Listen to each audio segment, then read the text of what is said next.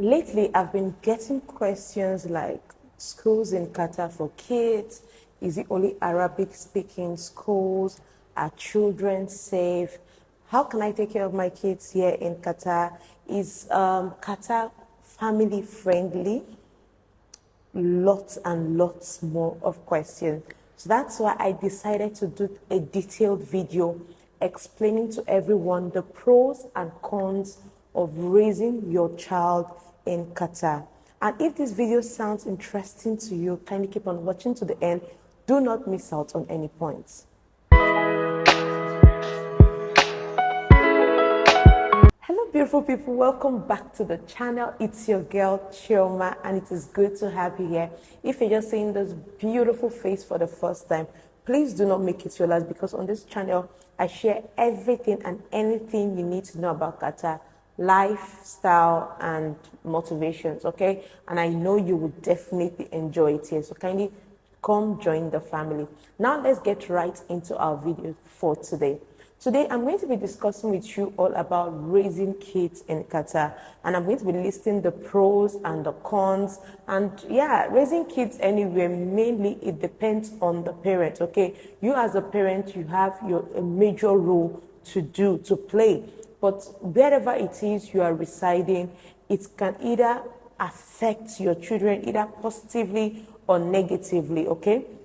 It's just for you to just do your diligent job as a parent. So I'm going to be listing some of the pros first, then we can now go to the cons, okay? And if you're in Qatar, maybe you're a parent and you have experienced any of these things, or you agree or you disagree with me, kindly put all your thoughts in the comment section. The first pro for me is the healthcare system. Qatar healthcare system is one of the best in the world. Go on Google and argue with Google on that. And this is something we have actually experienced, and the healthcare system is very well subsidized. You can see someone that will go for surgery that is quite very cheap. So yeah, the healthcare system, like giving birth in Qatar, is one of the cheapest. It is one of the cheapest, and according to my research, people that I've asked that have had kids in Qatar, they said, like, if you give birth in Qatar, in the first 1 year, once that child is 0 days to 1 year, that child is not going to be paying anything for medicals, medications, visit to doctors, anything that child is going to be doing in the hospital. The child is not going to be paying any amount of money. And please note, it is not peculiar to private hospitals. If you're going to private hospitals, just know that get ready your money in hand. So why will you go to private hospital when the government hospital is serving you very much better? Next one is spending time with kids. Because over here in Qatar, we can only do one job. So the parents, we have no choice than to spend time with our kids. So it's not like in the Western countries that because you have bills to pay, you have taxes to pay, you have to take up extra shifts, and these things can you can just leave your kids unattended because of you are going after money. But over here in Qatar, you have no choice. You just have to create that time for your kids. So if anything goes wrong with your kids, you should be held accountable. That is nobody's fault. It is your fault that you chose to neglect your kids. While the next one is in regards to education. I've heard people talk to me like, oh, is it only Arabic speaking schools that we have here in Qatar? I will tell you categorically, we have private schools. And from my research, the only schools that speak Arabic while teaching is the government schools. That is the only schools, and those schools, they are called the public schools, and it is free. But the private schools, we have international schools here.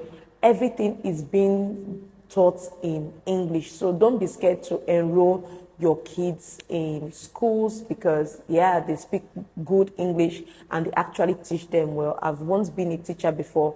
I know how it is, the teaching style here in Qatar, and mostly they get professionals to teach your kids. And you know, when you're going to a school that they have professionals, it's going to tell in your pocket. While the next one is discipline. I want you all to understand that Arabs, they are very disciplined. They are disciplinarian. So nothing like maybe your parents correct you in Qatar that you say, "Oh, I'm going to call the police on you." It's not, no, no. We don't do that. But mind you, we have social services. If maybe there is a report that gets to them, your kids can be taken away from you very easily. So you have to be careful, but that doesn't mean that you cannot discipline your kids. That doesn't mean that, you know, the normal discipline, okay? That doesn't mean you cannot do that to your kids. So we discipline our kids here in Qatar. While the next one is no kidnapping. I have heard stories, like I was talking to one of my friends that is in the UK and she was telling me some stories. I was like, wow, we here in Qatar, we are really flexing.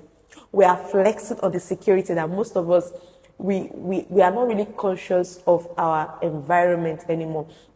I can go to the malls, I will see kids running around. Some kids, they don't even know where their parents are anymore. And will just go straight to the security. The security will announce and the parents will come and pick up their kids.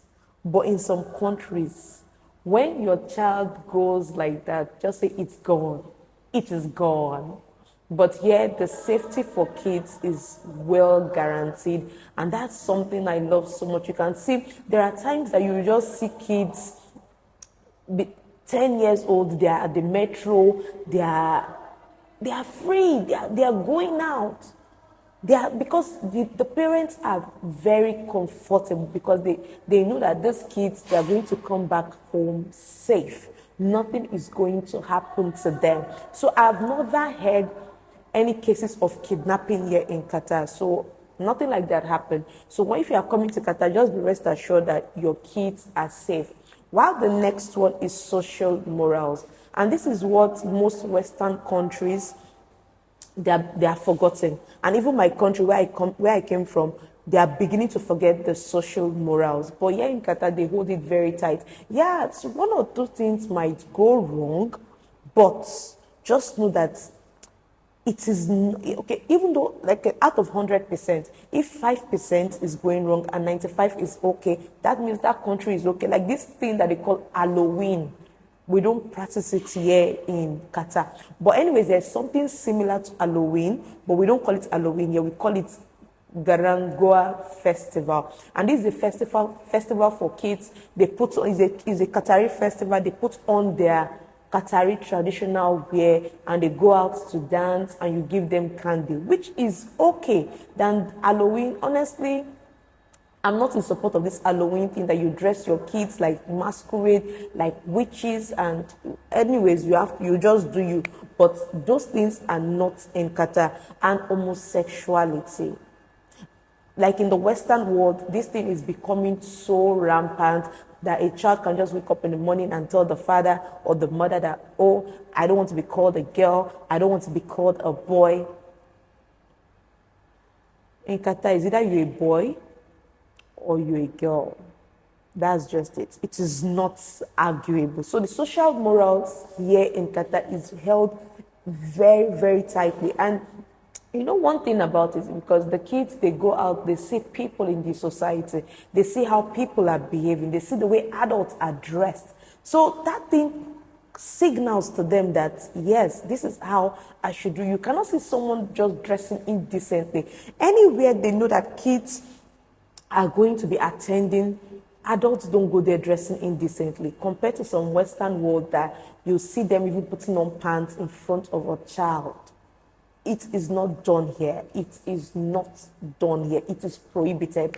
While the next one is safety. Your safety. I've said this, like from the videos I've spoken about in Qatar. I did a video about crime rates in Qatar. If you haven't seen that video, kindly go watch that video. It's going to educate you more about Qatar. Qatar is safe for kids. You see all this gang thing that they are doing in the Western world. It is not here in Qatar, okay? There might be, but you just know that they are hiding to do it. It's not open. And they know that if they are caught, they are going to face the law. You see this drug abuse? No. Where did they want to get it? Where do they want to get the drugs?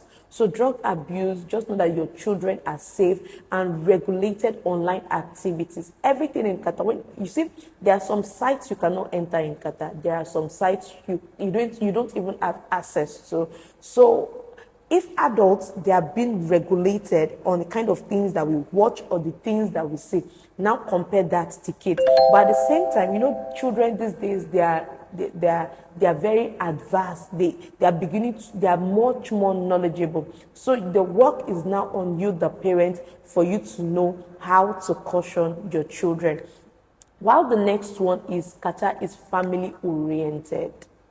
It is family oriented. I think I've said something like there are some places that it's only for family. They will not let the singles come in because they know that if you as a parent, you are coming there with your child, you are going to be dressed properly, okay? They don't want the kids to start saying things they are not supposed to say. You will see parks, you will see indoor activities, because Qatar can really, really get hot during summer. So they try to put indoor activities for kids. In any mall, you are going to see a little playground, so that the kids are going to feel happy.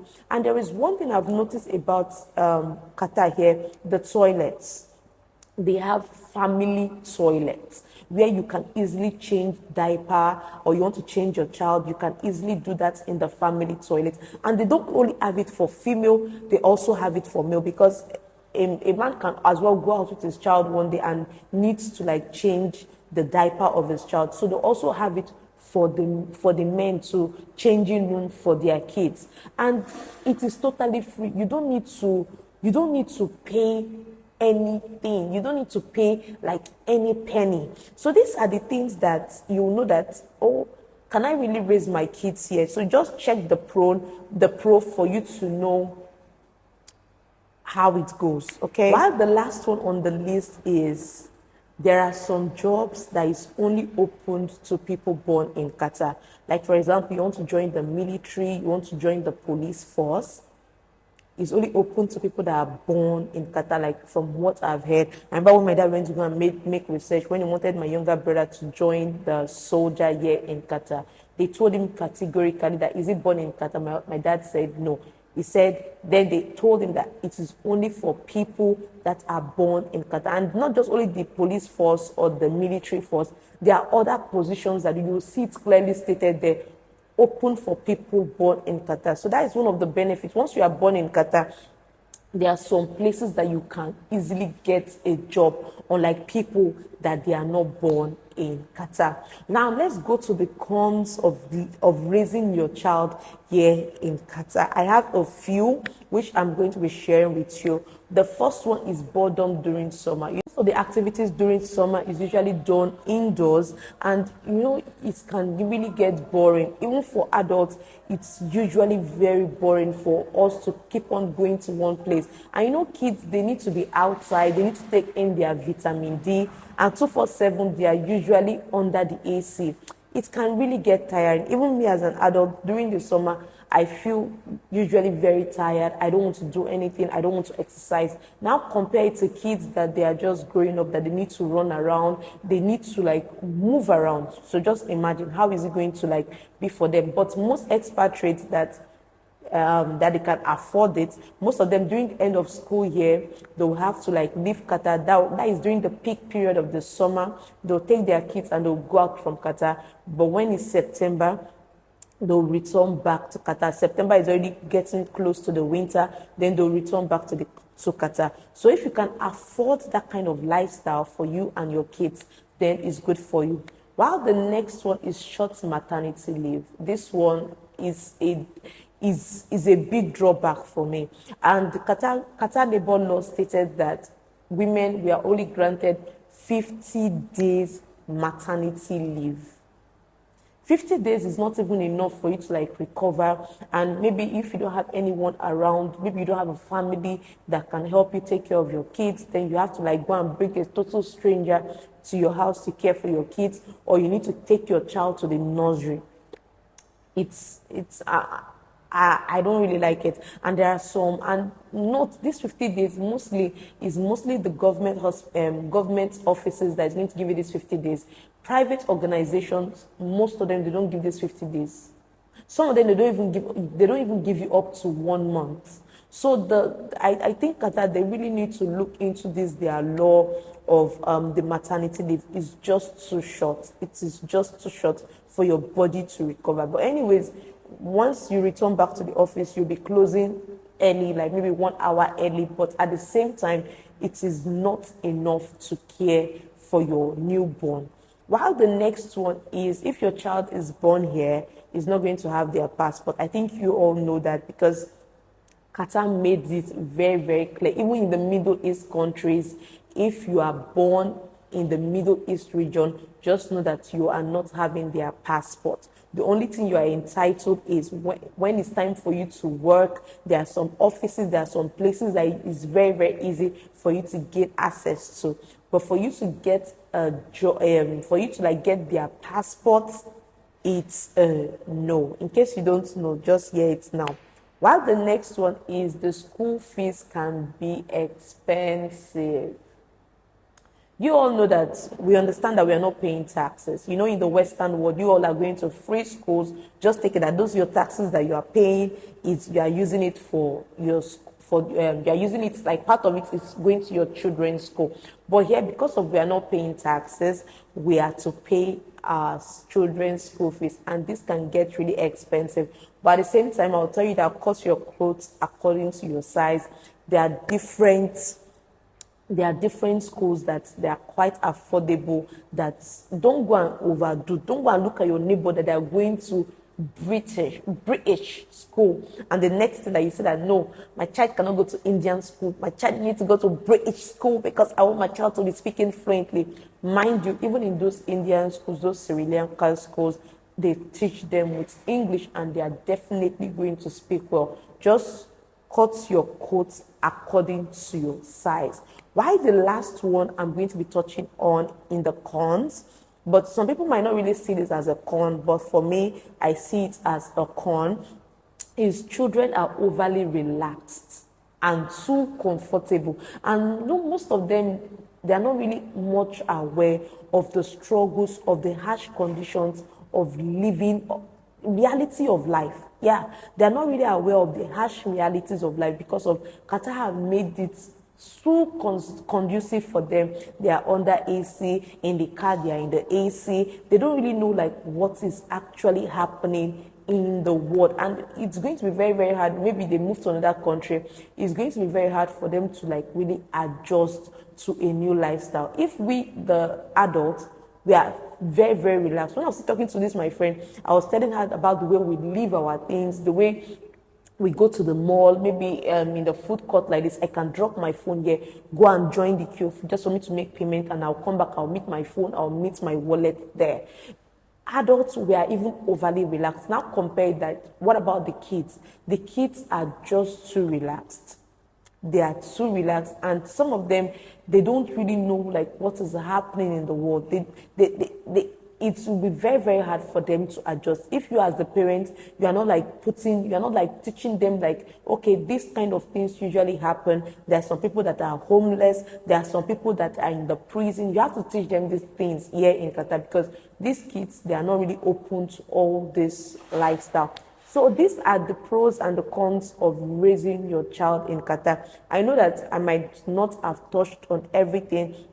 If there are more pros and there are more cons I did not mention in this video, kindly put it in the comment section. Let us also as well learn from you. But you as a parent, I'll tell you is that the work is in your hands. Even though I tell you all these things, the pros about living in Qatar, you as well, you need to like do your diligent job because your kids, they are going to go out, they are going to meet friends of different background, different race, and they are going to learn different things from them. Even though you as a parent, maybe you are even doing one job and you are in the house, but if you are not physically present with them, maybe you are always on your phone, you are always busy, you don't even have time for you to ask them, how is school today? How are you doing today? Then it's going to be a huge problem for you. Qatar has already played their own role. So you as a parent, you need to play your own role. If you enjoyed this video, can you give this video a thumbs up? And if there are any topics at all that you want me to like discuss on, please put it in the comment section, okay? I'll be willing to do that for you all. And please, guys, that love sign with dollar in the middle is for something. Even pastor that usually preach, usually collect offering. None of you have given me offering for all the research I've been doing. You all need to bless me, okay? Give me something that will tell me that, Chioma, you just want to buy water. You just want to go and flex. You know, Chioma, I love to flex. I love to enjoy. So you guys shake body. Let's do something. Bless your girl, okay? I cannot continue to come and start doing this research and you guys are not doing anything. I want there should be change. Kindly share this video, and if you're new to this channel, why haven't you subscribed? Every time you keep on coming here, you keep on coming here to listen to me, but you refuse to subscribe. Subscribe to this channel. Come join this wonderful family. And to all my returning subscribers, thank you all for always coming back to check me out. See you all in the next one, but always remember to love yourself. Bye.